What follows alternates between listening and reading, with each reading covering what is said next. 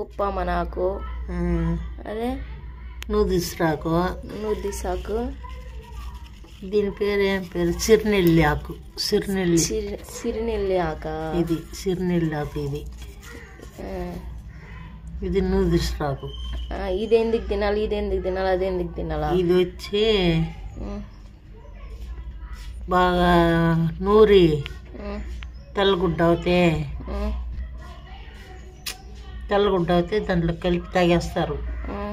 లేదంటే అట్నే కూడా ఒంట్లేసి మింగేస్తారు దీన్ని నూరి మెత్తగా. ఇది దగ్గు జలుబుకి ఇది మంచిది. ఇది దగ్గు జలుబుకి ఇది